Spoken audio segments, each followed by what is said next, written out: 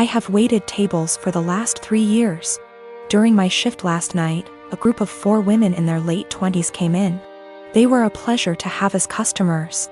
They ordered 4 of our house cocktails to start with and then went over the menu for their entrees. Then I was on my way back to their booth with the drinks on a tray. I walked by the back side and overheard one of them talking about how she was 14 weeks along. When I rounded back, they were talking about the same topic and it was clear to me that she was pregnant. I figured her having 1 drink wasn't a big deal. They ordered their entrees and I went off to handle other tables. About 5 minutes later, they called me over again and asked for another round. At this point I started getting concerned, but I took the order and cheerfully said I'd be right back. This time, I went to the bartender and asked him to make one of them a virgin cocktail. He was confused, but since he's a good friend of mine, I told him to just trust me. A few cocktails later, hers strictly virgin, they started getting rowdy, and Mrs. Pregnant Woman was also getting into it. I figured that since she didn't notice, things were okay. The problem came when I took them their check, and they asked to split the bill at the register. When Mrs. Pregnant Woman got to the counter, I saw her cocktails were marked with virgin. My bartender had edited each in the system for inventory. It was too late for me to edit them back, so I just had her pay, hoping that she wouldn't look at the receipt.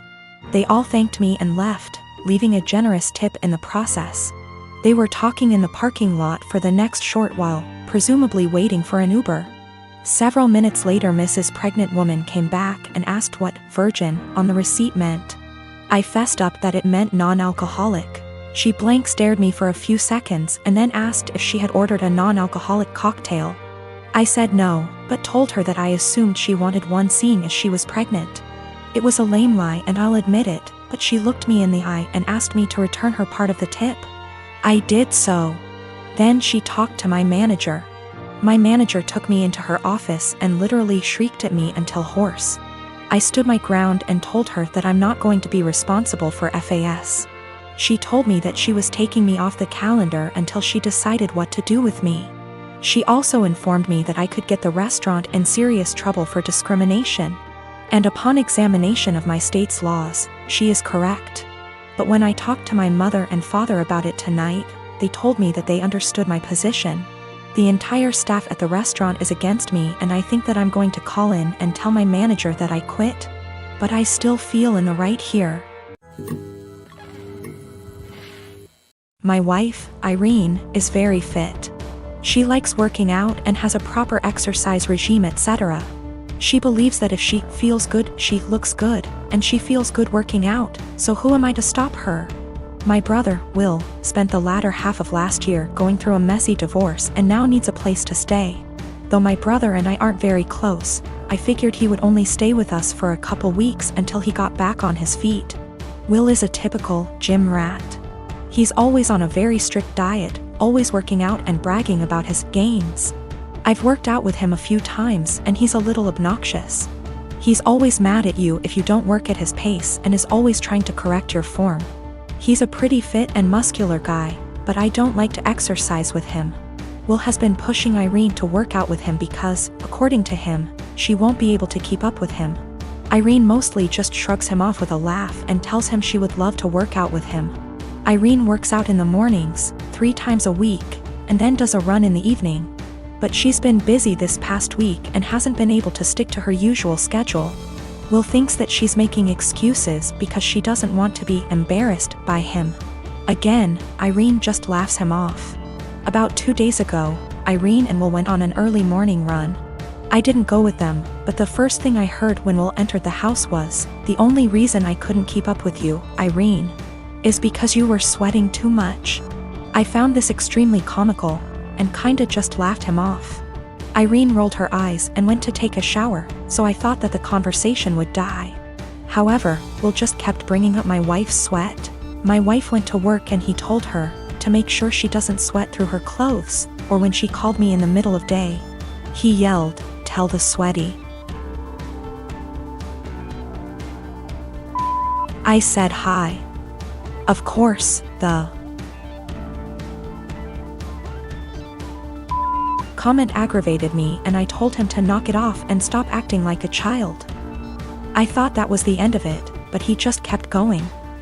By the end of the day, I was tired of his comments, but Irene seemed rather unfazed by them. When she served him food, he made a comment about her sweating into the food. At this point, I was at my wit's end and I told him to stop acting like a sore, slow, referring to his running pace, loser, and eat his food. Will, of course, got angry and said the only reason he was going slower than usual was because he was distracted by my wife's unhygienic sweat. Irene looked a bit offended by this, and I told Will that I would kick him out if he made another comment like that. He's been super pissed ever since. I jokingly told this story to a mutual friend and they agreed with Will. Maybe I shouldn't be so harsh. I didn't expect this amount of responses. I've decided to kick him out. He will be staying at a nearby hotel now. My graduation ceremony is being held next week. My dad had given me some money in advance to pay for the party. I live mostly with my mom, but they were supposed to be hosting the event together. Dad and I have a rocky relationship. After my parents divorced when I was 4, they split custody of me and he was able to stay a good dad. When I was 10, he met Jane. Jane had 3 kids, twins, and a single kid.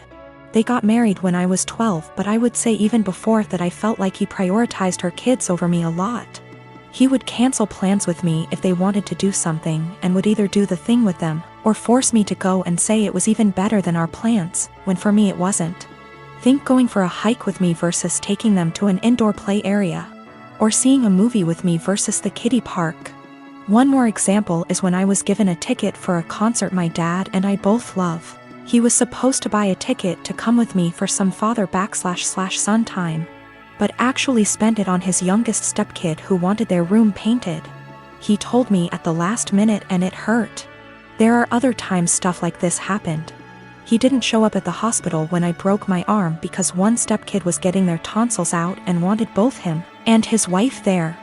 He told my mom over the phone to tell me he was proud of me for being brave and understanding. When I would bring this stuff up to him, he'd tell me it was natural to feel jealous of sharing his attention. That was all he would say. In 2019, he told my mom he would split the cost of a trip I wanted to go on with one of my clubs, because she didn't have the money all by herself. Mom had her half saved. We told my dad he needed to pay. He said bills were tight and it was the twins' birthdays and the money needed to go on something for them. He told me we could do something as a family when the trip happened instead. I told him to forget it. That he was making it clear who was more important and I was going to stay with my mom where I actually mattered.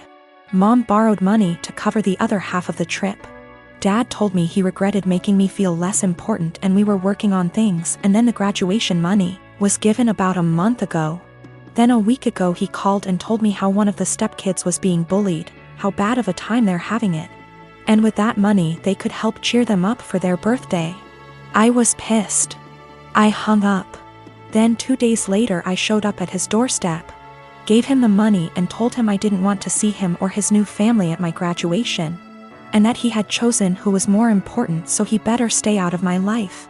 His stepkids and 2 younger bio kids were there. I didn't stick around.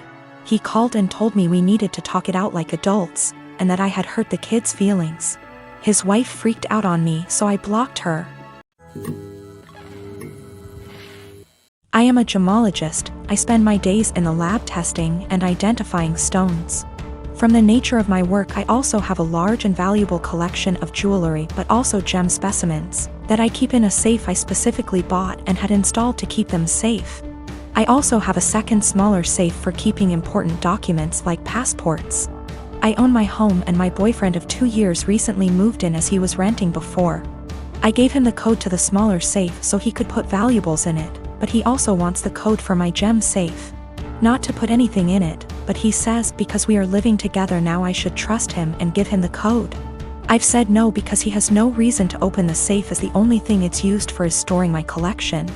He said he has no interest in my gem collection, doesn't want to look at them, but still wants the code to access them. This is causing tension because he says I should give it to him as a show of trust, and I said no. Because he literally has no reason to go in there, so he doesn't need the code. This is a 6-figure collection, so I'm not being difficult over a few little gems here. I am the only one who knows the code. The safe weighs nearly half a ton, it's bolted to the floor and wall and is from a company who makes safes, vaults and strong rooms for jewelers. You could bring the house down around it and it would still be intact. All of the gems and jewelry in the safe are mine and mine alone. I do not keep any clients' jewelry at home. For my other business doing valuations, I rent a separate space and keep client items there. I will give an update once things have panned out. I've moved all of my personal docs out of the little safe and into my gem safe. I told him he isn't getting the code and I will die on this hill. He has no reason to have it, and his continued lack of respect by the pushing of my boundaries wasn't okay. I felt like he was trying to manipulate me by making it about trust. After a lot of back and forth, he finally admitted that he wanted access to the safe, because he didn't feel like I was sharing the whole house with him. Because I insisted on a tenancy agreement rather than just letting him move in. And he didn't like that part of where he lived was off limits to him. He was also insecure and resented that I have more money than him and own a home whilst he doesn't. He had made a few comments about this before, but I didn't realize it was such a big issue for him. He also said that by keeping him out of the safe made him feel like I thought he was lesser than me, and that it made him feel like I was treating him like a child.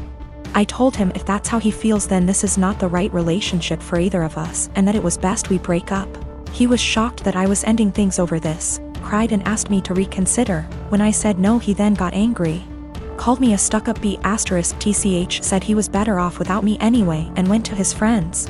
I told him via text he had 30 days before he had to leave, as per the tenancy agreement. So he didn't need to stay at a friend's. He said he would be gone by the end of the week. 2 days later he came back and packed up all of his stuff and left. He's staying with his friend now. I have changed all the locks.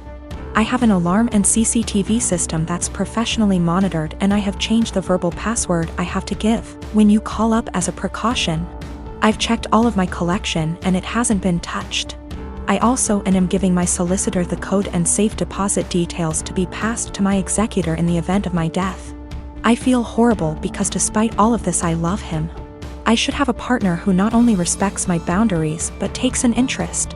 I'm pretty cut up right now and missing him, but I know I'll be okay. I have great friends and family around me. Also, diamonds are a girl's best friend, and I have a few knocking around to help cheer me up.